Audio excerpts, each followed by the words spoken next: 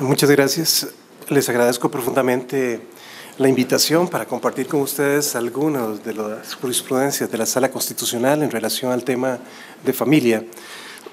Me disculpan porque soy un poco resfriado y no obstante veamos qué podemos hacer. Básicamente me toca desarrollar o quisiera desarrollar este punto desde tres perspectivas. Una primera que es el enfoque de los derechos humanos, básicamente, y más o menos cuál es el desarrollo que han tenido y sobre todo, por ejemplo, en relación a la temática de cuál es el valor que estos tienen en la aplicación del derecho ordinario. ¿Por qué esto? Bueno, esto está íntimamente relacionado con el segundo y tercer aspecto de lo que pretendo desarrollar en el día de hoy.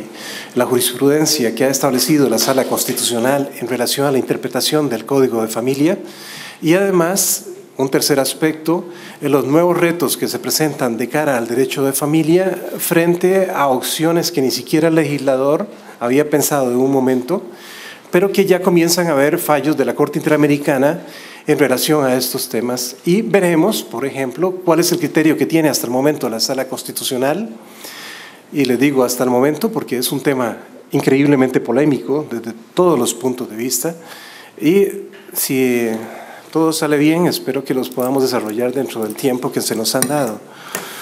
En primer lugar, hay algo que es básico, pero que es importante mencionar.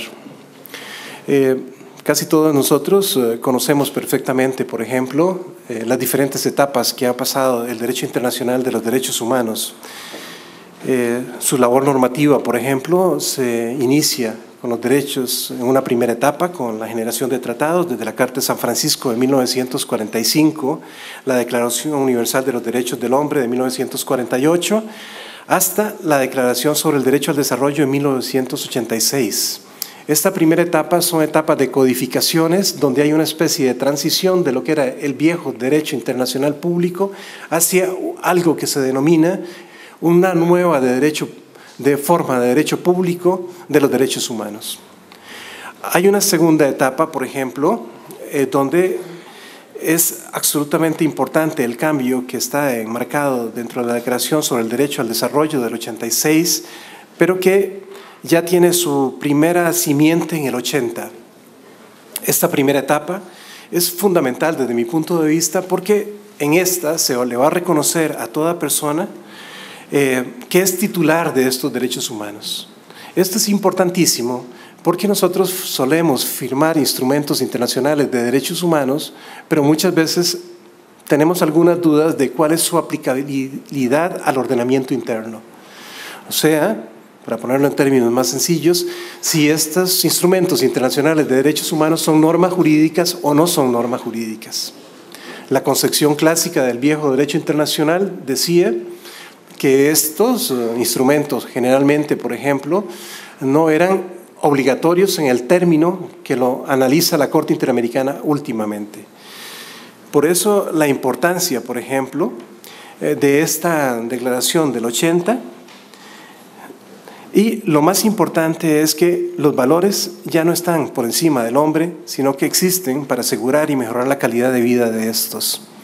Cuando hablamos de asegurar la calidad de vida de estos, piensen, por ejemplo, la Convención de Belén do Pará o la Convención sobre Derechos del Niño, que vienen a tocar derechos muy concretos y muy particulares, unos de índole procesal y otros de contenido de fondo. Piensen también en los derechos de tercera generación, por ejemplo. Yo sé que la forma clásica que el derecho constitucional maneja estos temas es básicamente sobre el eje del derecho a la libertad como derecho de primera generación. Aquí tenemos el acceso a la educación y otros. El derecho a la igualdad es un segundo eje que está en los derechos de la segunda generación. En la década de los 90 en adelante, por ejemplo, se impulsan grandes conferencias internacionales. En el 90 está la primera Cumbre Mundial de la Infancia, en el 95 está la Cumbre Mundial sobre la Mujer, en el 2001 la Conferencia Mundial contra el Racismo, Discriminación Racial, Xenofobia e Intolerancias y aspectos relacionados, entre otros aspectos, por ejemplo. Sin embargo, vemos que el 2001 marca el fin de toda una época de desarrollo de estas grandes conferencias, por ejemplo.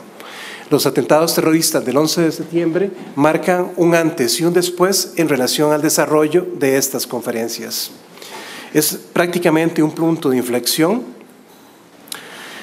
y en última instancia, por ejemplo, todos ustedes conocen las consecuencias de este terrible atentado en los Estados Unidos con lo que se denominó después el Acta Patriótica y cómo muchos de los derechos fundamentales se comienzan a recortar. El Estado reclama para sí una mayor injerencia en relación a la intimidad y a los derechos que antes estaban fuera del control del Estado. Además de esto, por ejemplo, enfrentamos nuevos retos con la globalización, por ejemplo. La globalización crea una serie de red de interconexiones e interacciones globales que cada vez debilitan más al Estado centralizado. La concepción de soberanía del Estado clásico cede prácticamente. Sino que lo digan ustedes como jueces de familia, por ejemplo, cada vez que tienen que decidir en relación a un menor que ha sido sustraído en X país y luego se tiene que discutir a nivel nacional. Las reglas ya no son del Estado Nacional, sino el marco general de las nuevas reglas para cuándo se debe conceder ese niño, se debe devolver ese niño o no, por ejemplo. Se dice, entre otras cosas, como consecuencia de todos estos aspectos, que los estados nacionales se vuelven demasiado pequeños para resolver los problemas globales, pero muy grandes para resolver los problemas internos. O sea, en última instancia, el Estado se convierte en una especie de aliena juris en relación a las nuevas reglas del juego con respecto a toda esta temática. Ante esta situación, por ejemplo, donde prácticamente hay un retraimiento de muchos de los valores que hasta el momento se habían venido impulsando, surge algo que me interesa resaltar en una primera fase de la exposición. Es lo que la doctrina conoce como los derechos emergentes. Bueno, estos derechos emergentes nacen como un producto del Instituto de Derechos Humanos de Cataluña en el 2003.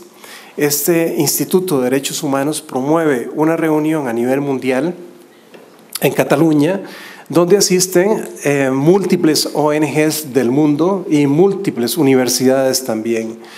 Es una actividad donde por primera vez se replantean algunos de los temas en relación a si los derechos que tenemos hasta el momento son suficientes o no. Si esas vacantes que se han ocasionado, por ejemplo, a partir del 2001, en el sentido de que ya no hay nuevos derechos que se vengan desarrollando, debe ser suplida o no por la sociedad civil. Desde este punto de vista, por ejemplo, en el 2003 se constituye un comité científico encargado de elaborar la primera Carta de los Derechos Emergentes, entre los que figuran en este comité científico está doña Sonia Picada por el Instituto Interamericano de Derechos Humanos, está Michael Belzer por la Universidad de Princeton, Johanna Beskler por el PNUD, entre otros. Es un comité científico de muy alto nivel. ¿Qué es lo que pretenden ellos? Y esto veremos que va a tener relación con el aspecto que vamos a ver en relación a la jurisprudencia, porque a veces, por ejemplo, nuestra jurisprudencia se analiza, en el mejor de los casos es una jurisprudencia constitucional, como decía don Carlos Arguedas, de oídas. O sea, se dice que la sala dijo sobre tal tema, tal cosa. Pero en realidad la jurisprudencia de la sala constitucional se construye de la confluencia de muchos factores. Uno de los factores, por ejemplo, es estos que de una u otra forma se hacen evidentes. Algunos nuevos derechos, por ejemplo. Bajo la nueva concepción de los derechos emergentes, perdón, pero esto de tener la pantalla, que yo soy medio DA, así que ustedes me disculpan porque eso me dispersa terriblemente. Bueno, bajo esta nueva concepción de los derechos emergentes tenemos algunos aspectos que son importantísimos. Decimos que hay una parte muy importante de la sociedad civil y de grupos organizados, desde que hay las personas gays y lesbianas, por ejemplo, en adelante, hasta aquellos que reclaman nuevos derechos en relación al derecho de familia o nuevas formas de convivencia dentro de una sociedad, por ejemplo, los derechos de la ciudadanía. ¿Qué es lo que pretenden ellos? ¿Es el establecimiento de nuevos derechos o el descubrimiento de los derechos que ya existen, por ejemplo? Hay nuevos valores que vienen a permear todo el ordenamiento, como el valor dignidad, por ejemplo, y se proclama, entre otras cosas, que los derechos humanos no son un fin en sí mismos, sino un medio para los fines, ni deben ser unos medios para los fines de otras personas. La igualdad, el concepto de igualdad, es un concepto que ya no es la igualdad matemática que habíamos tenido durante muchísimo tiempo, de que igual para los iguales, pero desigual para los desiguales. Bajo la nueva concepción entienden la igualdad como equidad. Se trata de suprimir las diferencias, no se trata de suprimir las diferencias, sino de conseguir que éstas no sean discriminatorias ni excluyentes. Aspectos como la igualdad, por ejemplo, convivencia, paz, libertad. Los principios que establecen son principios de no discriminación, la exigibilidad de los derechos y bajo el parámetro de que los nuevos derechos no tienen un desarrollo progresivo, sino que son exigibles ya. Y esto que no son progresivos tiene una gran importancia. El viejo derecho de los derechos humanos bastaba con que hubiera una proclamación de un instrumento internacional para que todos nos diéramos por satisfechos que con eso ya se solucionaban la mayoría de los problemas.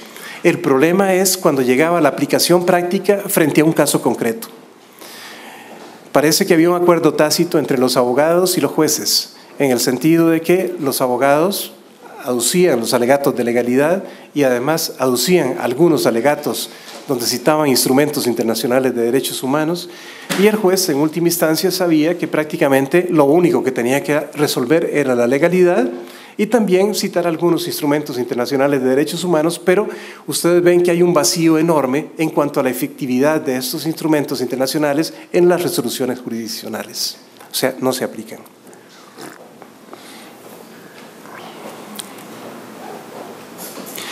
¿Y por qué emergentes?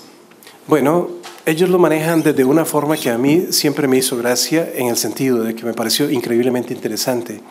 Ellos hablan de que estos derechos son los que afloran después de haber sido sumergidos por el olvido, la indiferencia y el menosprecio por parte de los estados. Y cuando uno analiza, por ejemplo, la jurisprudencia, mucha de esta es precisamente de estos temas. Hay temas que las sociedades convierten en invisibles. Hay temas, por ejemplo, como el pordiosero que pide, donde llega un momento en que todos automáticamente nos desconectamos y no lo vemos. Es parte de una problemática, de una realidad, y decimos, esto existe, pero en realidad no hay una opción de respuesta real por parte de nadie. Bueno, muchos de los derechos, por ejemplo, donde la sala ha tenido que intervenir en materia de familia, son derechos que se han vuelto invisibles. Personas que han sido discriminadas, y ya lo veremos durante mucho tiempo, los hijos habidos fuera del matrimonio, por ejemplo, las mujeres en una posición de desigualdad, e institutos que se han creado formalmente y han modificado en el tiempo, se han modificado, pero no cambian absolutamente nada, y ya veremos algunos de ellos.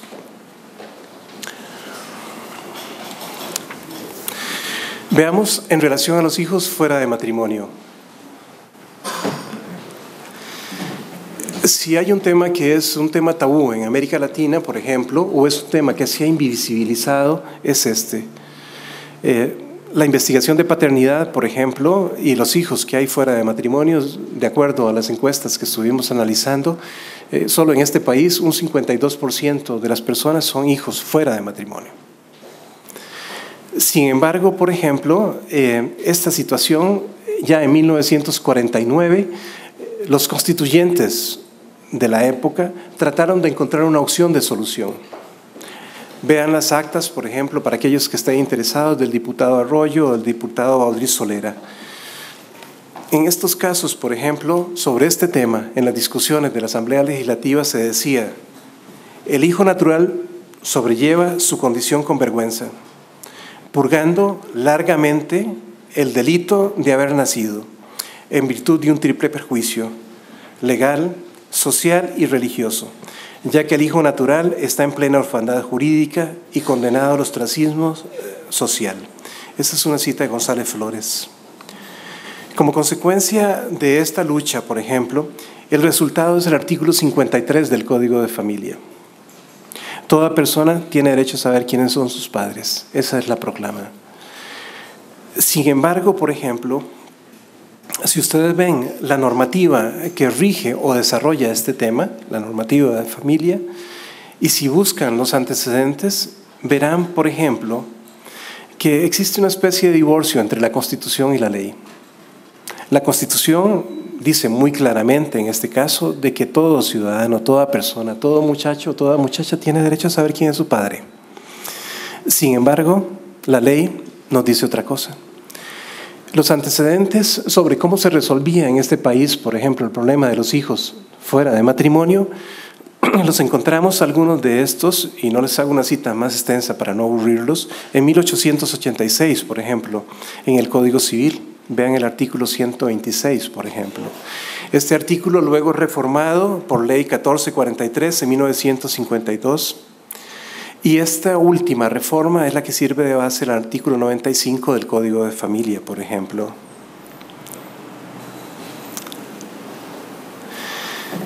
A pesar de que, por ejemplo, para el 95 nosotros ya reconocíamos que hay cierto tipo de derechos que son imprescriptibles, más que todo por imperativo constitucional y por consecuencia de la existencia de la Sala Constitucional y de esta norma del 53 que es bastante clara. Una cosa es lo que decía la Constitución, otra era lo que decía la jurisprudencia de la Sala Constitucional y otra lo que los jueces ordinarios resolvían constantemente sobre estos temas, por ejemplo. Este artículo 95 establecía, previa a la imprescriptibilidad, una estructura increíblemente interesante, por ejemplo. Interesante desde el punto de vista de los derechos que se pretendían tutelar. En el caso concreto, por ejemplo, desde 1886 con el 126 hasta la promulgación del 95 del Código de Familia, lo que subyace es la protección de la familia oficial reconocida y los hijos oficiales de matrimonio y reconocidos. Habían algunos supuestos para los cuales los hijos fuera de matrimonio podían hacer algún tipo de reclamaciones, pero estas pequeñas concesiones que se hacen van a estar muy limitadas y tienen cortapisas. En última instancia, la estructura de los tipos construidos en relación a este aspecto produce un vaciamiento del contenido esencial del artículo 95, que supuestamente le garantiza a todo muchacho el derecho a conocer quiénes son sus padres. Por ejemplo, en el asunto que nos interesa ver de primero, se garantizaba, por ejemplo, que el hijo extramatrimonial podía, en la vida del padre o de la madre, o a más tardar un año después del fallecimiento, iniciar las acciones correspondientes para reclamar su condición de Estado, o sea, su vinculación con el padre. Vean el voto, para aquellos que están interesados, 11.894 del 99. Este voto es un voto que viene a establecer un aspecto que es paradigmático y que rompe un esquema. Una vez que uno lee el voto, por ejemplo, y con el paso del tiempo, hay aspectos que parece que ya no son tan trascendentes, pero en el momento, quizás lo más importante que se discutía cuando se votó este asunto era si se podía o no romper la estructura que habíamos mantenido durante los últimos 100 años en relación al tema. Y la estructura que habíamos mantenido era, bueno, en este país hay mucha gente que podría alegar en última instancia, por ejemplo, que se trata de un hijo fuera de matrimonio y esto perturbaría increíblemente la paz de la familia y las relaciones entre los progenitores oficialmente constituidos. Y aunque no se diga, se dicen muchas otras cosas en la sentencia, la discusión que hay, que subyace bajo la sentencia es esta. Al final ustedes ven que la sentencia tiene una especie de equilibrios para aquellos que quieran verla, en el sentido de que no solo se hace un recuento histórico y se analiza, por ejemplo, cuál es la condición que han tenido los hijos fuera de matrimonio en este país durante los últimos 100 años, sino que además se analiza, por ejemplo, cuáles son los derechos que supuestamente esos hijos deberían de tener. Vean que estamos hablando de un derecho que está en la Constitución. Y por eso les decía que era importante quizás una pincelada sobre los derechos emergentes desde el punto de vista que visibilizan los derechos que son invisibles. Cuando los derechos emergentes hablan de los nuevos derechos, no están hablando de nuevas creaciones de derechos. De lo que se denuncia normalmente es que hay derechos que tenemos al frente de la cara, pero no vemos. Y hay situaciones de injusticia terribles que nunca oímos. Y como jueces nunca le damos solución, o la solución se va postergando en el tema porque los temas son muy complicados. El aspecto, por ejemplo, más serio de esta sentencia en la discusión interna y al final para que la sentencia se lograra concretar es qué hacemos con los bienes. Porque el problema no solo se trata, por ejemplo, del reconocimiento de que un hijo es extramatrimonial, la filiación de Estado, el derecho al nombre, el derecho a la identidad, el derecho a su familia y todo lo que ustedes conocen mejor que yo, sino un asunto más mundano. Es qué hacemos con la redistribución de la herencia. ¿Cuánto le correspondería y en qué términos, por ejemplo? Esta sentencia, si ustedes la revisan, van a ver, es la primera que trata este tema. Esta sentencia llega a una salida muy alatica, un término medio, entre las diferentes posiciones. Había posiciones que se quería que se dijera de una vez en esa sentencia que esos hijos también tienen derecho a gozar en condición de igualdad que el resto de sus hermanos. Y había otra posición que decía, bueno, hay que equilibrar y que sea un juez civil el que resuelva. Esto del juez civil es un poco irónico, porque normalmente si hay un sistema que es lento, es el civil. Y esto, por ejemplo, me hace pensar, y cuando estaba preparando esta actividad para ustedes, pese al resfrío, veía cuántos asuntos se habían presentado como consecuencia de esta sentencia, por ejemplo. Y la verdad es que son poquísimos. Y son poquísimos porque lo que decía González Flores en 1948 o 1949, discutiendo lo de las actas, sigue pesando como una lápida sobre las personas que son hijos de fuera de matrimonio. O sea, la gente se lo piensa mucho para hacer un reclamo de este tipo. Yo sé que esto con el tiempo ha venido cambiando, pero aún así el asunto sigue estando fuertemente controlado.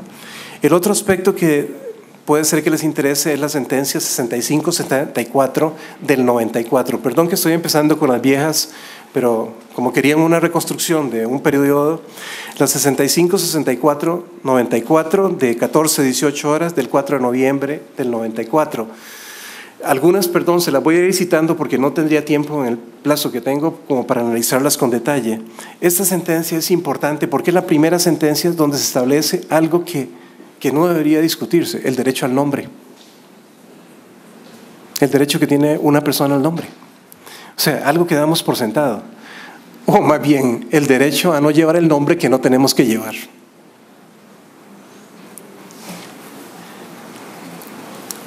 Esta sentencia, entre otras cosas, por ejemplo, y por eso también les decía sobre los instrumentos internacionales de derechos humanos, y se lo cito a modo de ejemplo, porque muchas veces ustedes como jueces tienen el reto de qué pueden hacer y qué no pueden hacer en relación a una sentencia con respecto a un tema que se les presenta. Bueno, en esta sentencia, la 65-64 del 94, la Sala resuelve con base en la Constitución, pero fundamentalmente la Sala utiliza como parámetro de interpretación para llegar al derecho al nombre el artículo 18 del Pacto de San José y el artículo 71 y 81 de la Convención Americana sobre Derechos del Niño. Esta sentencia, para que lo que puede servirles, es no solo para que yo les diga que a veces, o en muchos casos, los casos concretos no solo tienen que ser resueltos con la ley ordinaria, sino que se pueden utilizar instrumentos internacionales de derechos humanos para resolver un problema que a veces nuestro ordenamiento se niega a resolver. Este derecho al nombre, por ejemplo, era un problema de tipo ordinario complicado porque no había una solución. Pero resulta que varios instrumentos internacionales sí tenían una respuesta para este problema y decían cómo debía ser resuelto. También vean el voto 6813 del 08.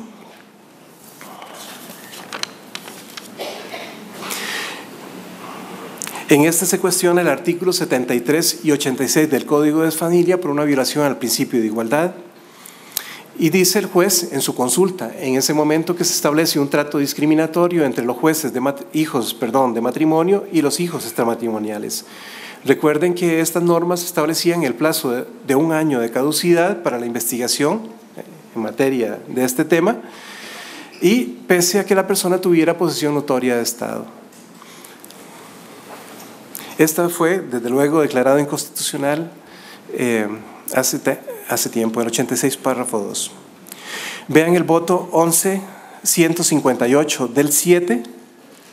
Este voto trata toda la temática del ADN y no solo trata la temática del ADN, sino trata una temática que está íntimamente relacionada con los hijos fuera de matrimonio.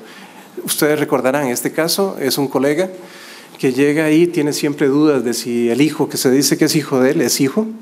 Hay una investigación de paternidad por parte del muchacho cuando tiene cierta edad. Y como en esa época, por ejemplo, que se hace la investigación de paternidad, era por indicios, había que ver si la persona que se reputaba que era el padre había llevado a cabo actos externos que acreditaran de que posiblemente había una relación entre él y la muchacha que hiciera presumir que tenía una relación extramatrimonial y como consecuencia ese hijo podía ser su hijo, y esto se probaba, como ustedes bien lo recuerdan, por indicios. Bueno, en este caso concreto esto era bastante difícil en algunos casos, en otros era un poco más sencillo, pero siempre era un tema complejo. Como consecuencia de esta situación, al final se dicta sentencia y se dice que no se ha podido acreditar de que este muchacho sea hijo del colega que nos mencionábamos. Tiempo después, cuando aparece la prueba de marcadores genéticos, y por eso les mencionaba esa sentencia, para aquellos que la deseen tener, el muchacho le dice a este señor: mire, siempre hemos tenido dudas si yo soy su hijo o no, ¿por qué no nos sometemos los dos a una prueba de marcadores genéticos para ver si esto es así o no? Y el señor dice: bueno, yo sí estoy de acuerdo, hagámoslo. Van a los laboratorios, se hacen las pruebas de marcadores genéticos y dan 99.9. El colega, donde ve eso, dice: ah, carajo, Daisy, a mí me encantaría reconocerte como hijo mío, pero el problema es que yo respeto el derecho. Y aquí hay una sentencia con autoridad de cosa juzgada material. Y como hay una sentencia, esta es, como decía Couture, la dosa sepulcral que sepulca el proceso y yo no puedo hacer nada. Desde luego yo entiendo, por ejemplo, que detrás de estas decisiones hay aspectos muy problemáticos y muchas veces están vinculados a la nueva relación marital que pueden tener las personas y las consecuencias que eso se devienen de un hijo fuera de matrimonio. Bueno, esta sentencia, que es redactada por el magistrado Ginesta, la 11.158.07, retoma y avala el criterio de uno de los jueces que conoce este tema, que tiene un criterio diferente. Este juez de familia dice: pese a esta autoridad de cosa juzgada material, aquí lo que priva es la investigación de la verdad real y el vínculo que existe, y hay un marcador genético que efectivamente dice que esto es así.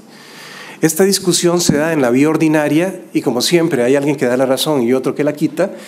El superior dice: no, no tiene razón.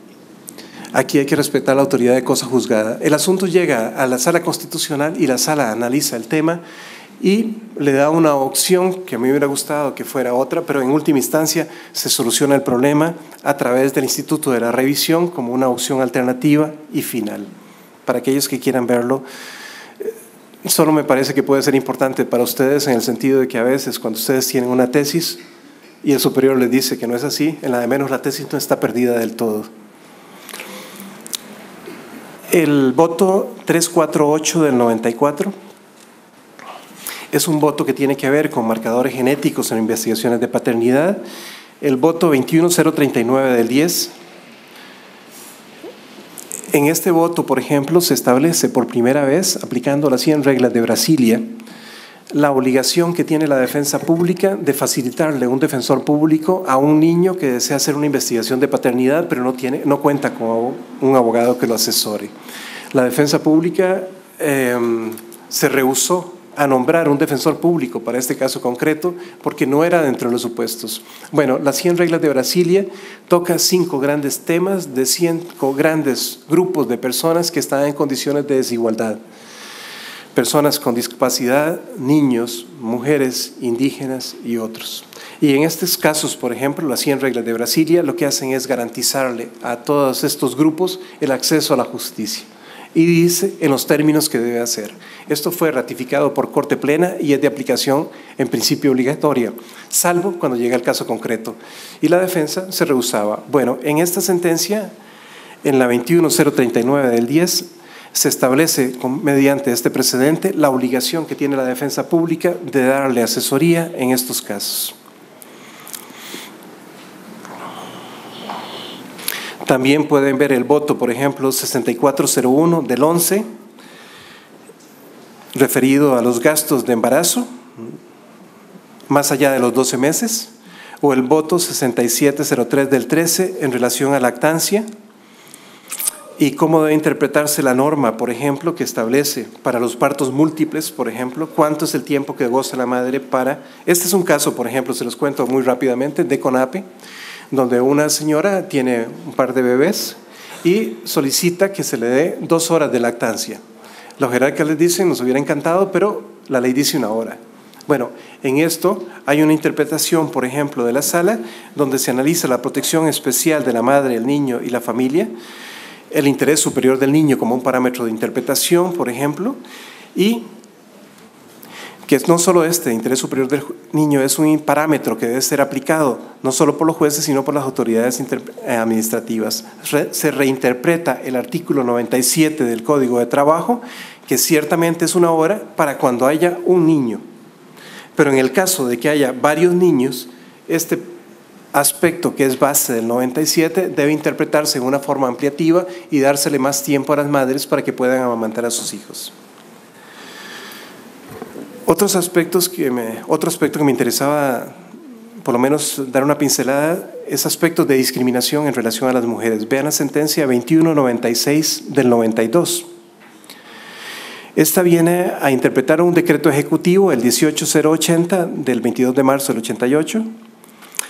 Es un caso donde la Caja del Seguro Social exigía de previo, en los casos en que la mujer quisiera someterse, por ejemplo, a una esterilización, exigía de previo el consentimiento del marido, privilegiando, en este caso, por ejemplo, la terapia de la salud, sino que consideraban a la maternidad una obligación de la mujer y en última instancia la privatizaban sobre el interés superior en relación a la salud.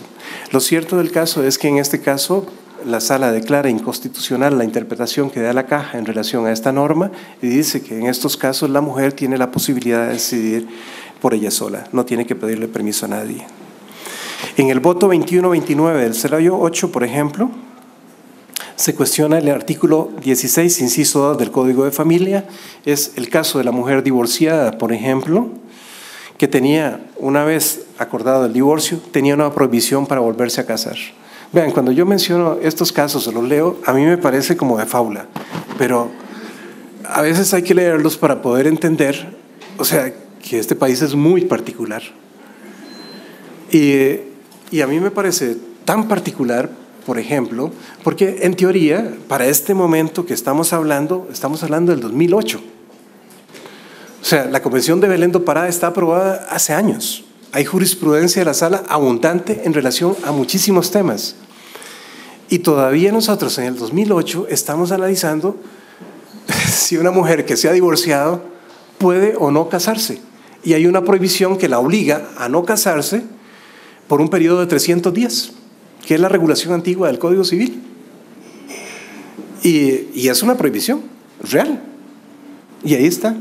Entonces, por ejemplo, cuando yo les hablaba de los derechos emergentes, y perdonen que ando un poco enfermo, entonces no he podido hacerlo de la forma que quisiera, pero cuando les hablo de los derechos emergentes en el sentido de que hay derechos que se invisibilizan y hay derechos que están escondidos, caramba, es que es impresionante a veces ver este tipo de situaciones.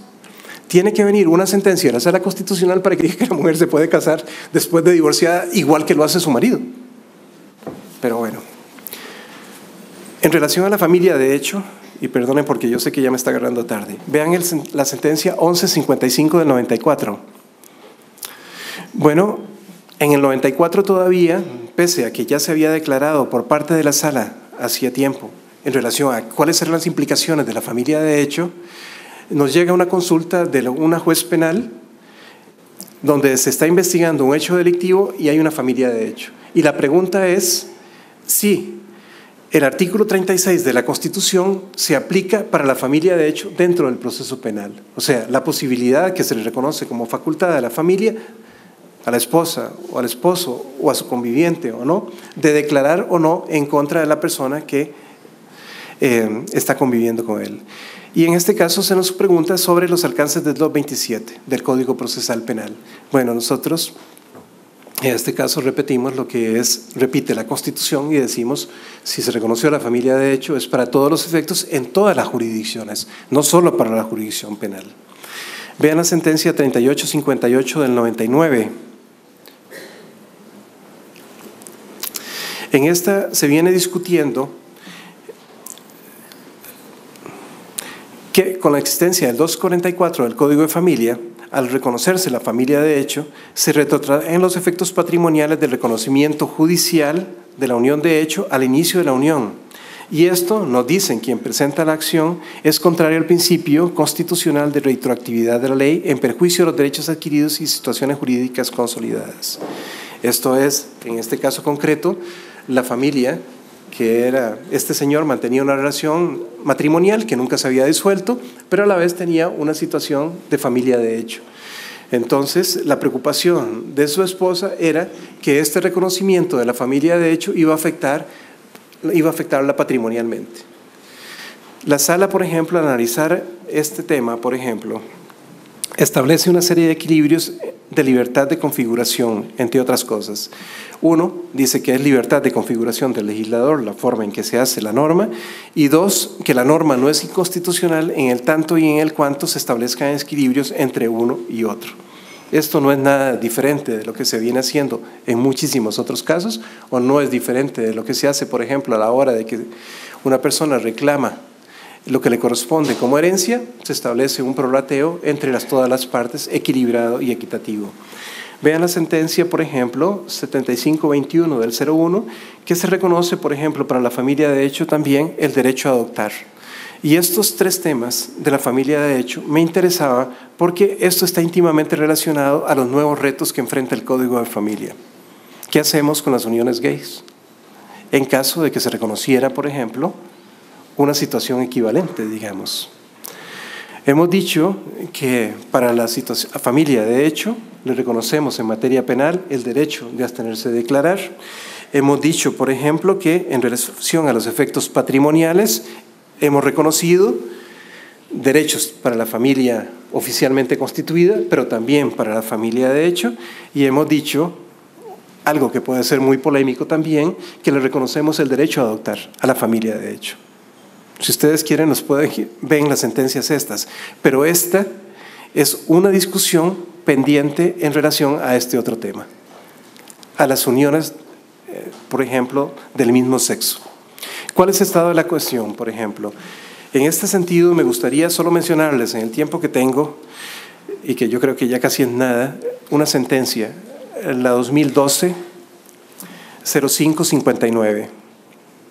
Y les menciono esta sentencia porque esta sentencia es una sentencia que marca un antes y un después en relación a la Sala Constitucional sobre la problemática y más o menos cuál es la visión que estamos enfrentando en la Sala Constitucional en relación a este tipo de problemática. Este es un recurso interpuesto por una persona que es activista de los derechos de las personas del mismo sexo y viene impugnando el artículo 10 del Reglamento de Salud de la Caja de Seguro Social. Y dice que esta norma, por ejemplo, no le permite en condiciones de igualdad garantizarle su derecho a la afiliación a su pareja de hecho. La sala analiza este tipo de casos, y básicamente él agrega algo adicional, y esto es importante porque es el quiz de la discusión. Él invoca, entre otras cosas, por ejemplo, que en este caso debería aplicarse en forma obligatoria el caso Atala Rifo contra Chile. Ustedes recordarán que el caso Atala Rifo es el caso de una jueza chilena que se divorcia, tiene la custodia de sus hijos y luego ella descubre que sus intereses sexuales son con otras mujeres y comienza a convivir con otra compañera. En este medio ambiente tiene a sus hijos, a sus hijas, y el marido cuestiona el hecho. y logra que la jurisdicción ordinaria revoque lo de la custodia de las menores y se las entregue a él, porque desde el punto de vista ético y moral, y así se dice, Chile es muy particular con respecto a su estructura, no es apropiado. Este caso va a la Corte Interamericana y la Corte Interamericana por primera vez tiene un desarrollo de algo que hasta el momento nunca había desarrollado. Toda la problemática en relación al matrimonio gay y lesbianas y demás era ¿cuál es el sustento normativo? La invocación era normalmente que debe interpretarse normas constitucionales que le permiten el matrimonio a las personas del mismo sexo. El problema con nuestra Constitución es que expresamente dice hombre o mujer. El otro problema que tenían era que normalmente no había ningún instrumento internacional de derechos humanos que realmente consagrara esta unión en los términos en que ellos lo deseaban, salvo unas recomendaciones de expertos que aparecen aproximadamente en el 2012-2013. Pero esta sentencia de la Corte Interamericana, por ejemplo, en el caso de Atala Rifo, por primera vez establece y deduce del Pacto de San José y de las recomendaciones de expertos a nivel internacional cuáles son las obligaciones de los estados en relación a la interdicción de discriminación en relación a las personas del mismo sexo. Y dice que deben serle reconocidos todos los derechos a estas personas y, ¿no?, como lo dice o suele decir la Corte Interamericana, en el Estado tiene la obligación de eliminar todos aquellos obstáculos que impidan el goce efectivo de estos derechos. Bueno, como consecuencia de esto, el recurrente nos dice, bueno, el asunto está resuelto, la Corte Interamericana ya lo dijo. Nosotros tenemos el problema adicional que desde 1990 con don Rodolfo Pisa, don Luis Paulino y los demás, hemos dicho varias cosas en relación al valor de los instrumentos internacionales de derechos humanos y al valor de la cláusula interpretativa que tiene que ver con relación a una sentencia de la Corte Interamericana. Y hemos dicho varias cosas. Uno, que forman parte de la parte dogmática de la Constitución. Dos, que tienen un valor supraconstitucional en el tanto y en el cuanto otorguen mayores derechos. Y tres, en última instancia, por ejemplo, que son normas jurídicas y que se aplican directamente frente a cualquier tipo de caso. Y tratándose de las interpretaciones de la Corte Interamericana, habíamos sostenido durante mucho tiempo, lo hemos dicho, que una vez que la Corte Interamericana interpreta una norma del Pacto de San José, esa interpretación es auténtica y obligatoria y vinculante para todos los demás. En esto, vean los artículos de Eduardo Ferrer MacGregor, por ejemplo, que son bastante ilustrativos sobre la vinculatoriedad de estas sentencias. Pero frente a esta situación tenemos un caso concreto que por primera vez se nos presenta, donde se nos afirma, ya está reconocido este derecho, ahora sí apliquen el precedente frente a este caso. La mayoría de la sala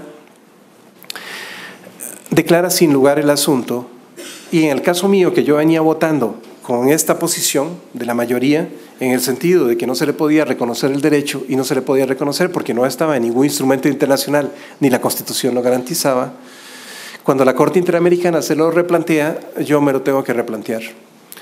Porque las sentencias de la Corte son vinculantes. Recuerden el caso de Mauricio Herrera y las consecuencias que hemos tenido hasta la fecha en materia penal. Como consecuencia de esto, yo me lo replanteo. La mayoría da una posición diferente y la mayoría dice que en este caso, por ejemplo, no se trata de un matrimonio homosexual,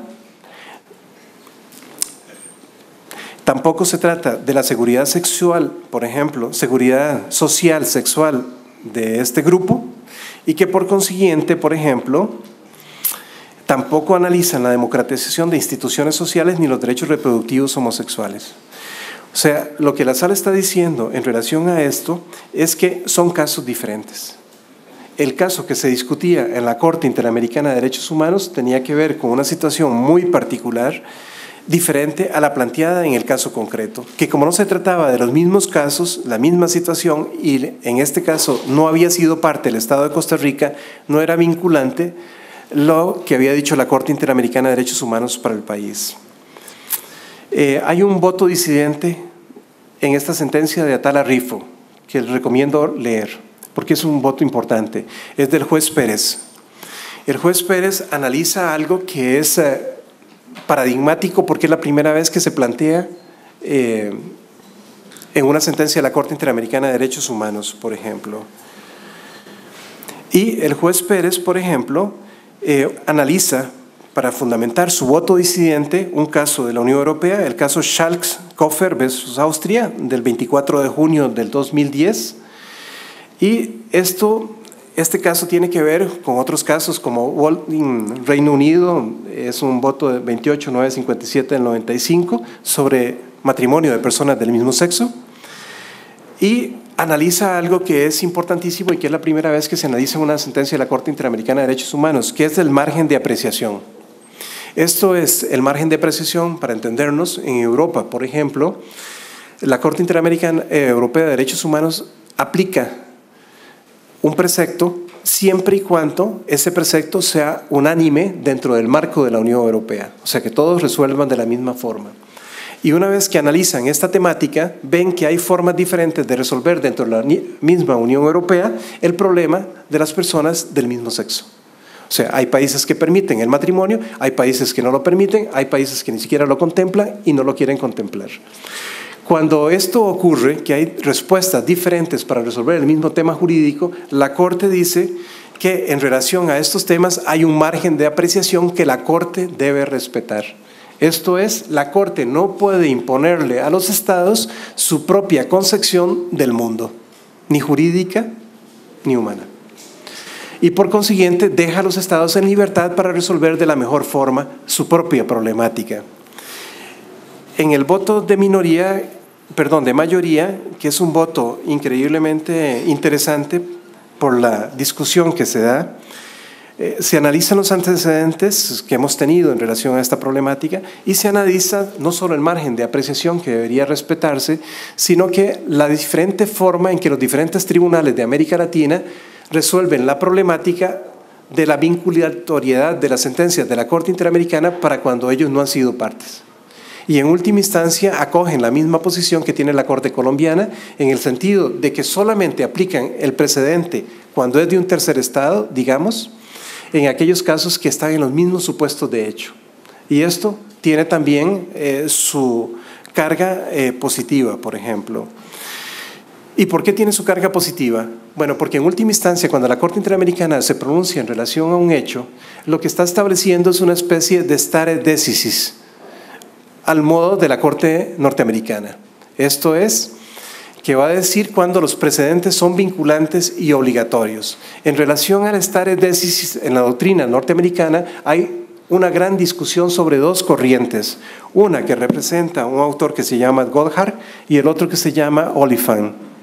Ambos tienen una diferente visión de cómo debe interpretarse el precedente frente al caso concreto.